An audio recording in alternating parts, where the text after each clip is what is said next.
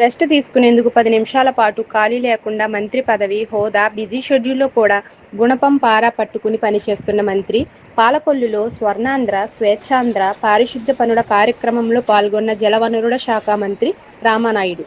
త్రాగు, సాగునీరు అందించే పంట కాలువ పట్టణ వెంబడి చెత్త చెదారం, వ్యర్థాల గుట్టలను పారపట్టి తొలగిస్తున్న మంత్రి తొలగించిన వ్యర్థాలను పారిశుద్ధ్య కార్మికులతో కలిసి ట్రాక్టర్లలోకి ఎగుమతి చేయడమే కాకుండా ప్రతి ఇంటింటికి స్వేచ్ఛ, తాగునీరు, మౌలిక సదుపాయాల కల్పనకు ముఖ్యమంత్రి చంద్రబాబు తొలి ప్రాధాన్యత ఇస్తున్నారని అన్నారు మంత్రి రామానాయుడు.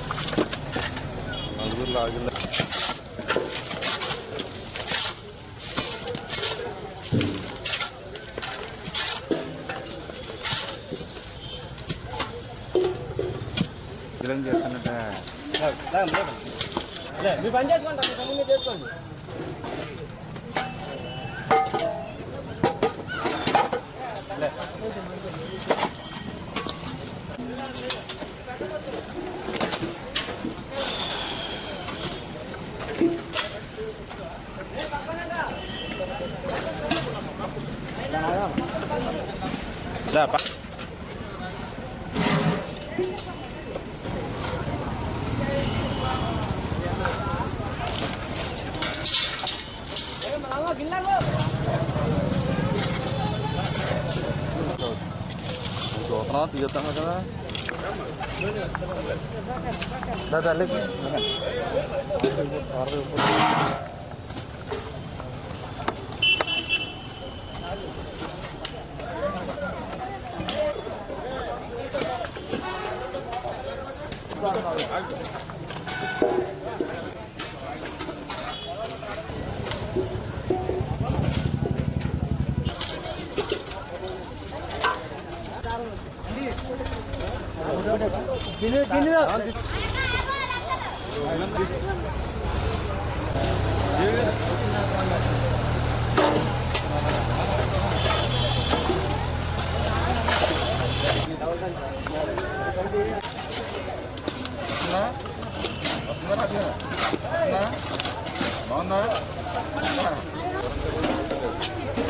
పాత్రికేయ మిత్రులందరికీ కూడా ముందుగా నమస్కారాలు తెలియజేసుకుంటూ ఆంధ్రప్రదేశ్ రాష్ట్రాన్ని ఒక ఆరోగ్య ఆంధ్రప్రదేశ్ రాష్ట్రంగా మార్చాలనేటువంటి దృక్పథంతో నారా చంద్రబాబు నాయుడు గారు ప్రతి నెల కూడా 3వ శనివారం పారిశుద్ధ్య కార్మికులు అధికారులతో కలిసి ప్రజాప్రతినిధులు కూడా ఆ స్వచ్ఛ కార్యక్రమంలో పాల్గొమని ఏదైతే పిలిపించారో దానిలో భాగంగా ప్రతి 3వ శనివారం కూడా ఈ కార్యక్రమాల్లో భాగస్వాములు అవుతున్నాం.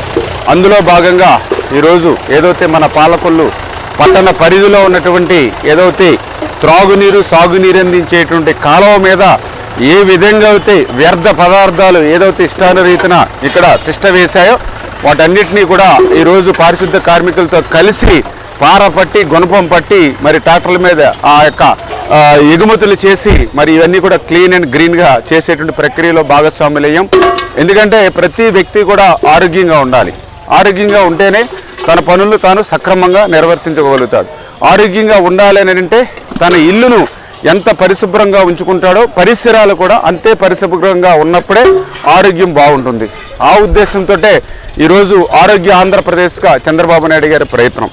ఎందుకంటే గతంలో కూడా మనం చూసాం ఏదైతే జగన్మోహన్ రెడ్డి పాలనలో మరి ఆ రోజు మరి ఈ యొక్క మురికి ఆంధ్రప్రదేశ్గా ఈ రాష్ట్రాన్ని మార్చేసినటువంటి పరిస్థితి. ఈరోజు మేము అధికారంలోకి వచ్చిన తర్వాత చూస్తే జగన్మోహన్ రెడ్డి వారసత్వంగా ఏమి ఇచ్చాడయ్యా అంటే 80 లక్షల మెట్రిక్ టన్నుల చెత్తను వారసత్వంగా జగన్మోహన్ రెడ్డి మాకు ఇచ్చినటువంటి పరిస్థితి.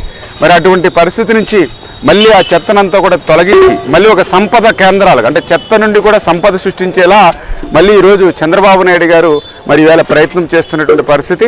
ఆ రోజు ఏదైతే చెత్త మీద కూడా పన్నేసి చెత్త పాలన ఇచ్చినటువంటి జగన్మోహన్ రెడ్డి పాలనకు ప్రజలు చరమగీతం పాడినట్లుగానే ఈరోజు ఆ చెత్త పన్నును కూడా ఈ ప్రభుత్వం రద్దు చేసినటువంటి విషయాన్ని కూడా ఈ సందర్భంగా గుర్తు చేస్తూ భవిష్యత్తులో కూడా మరి అందరూ కూడా ఒక పట్టుదలతో ఒక కృషితో మళ్ళీ ఒక స్వచ్ఛ ఆంధ్రప్రదేశ్ ఒక ఆరోగ్య ఆంధ్రప్రదేశ్ లక్ష్యంగానే మేమందరం కూడా పనిచేస్తామని చెప్పి తెలియజేస్తాం.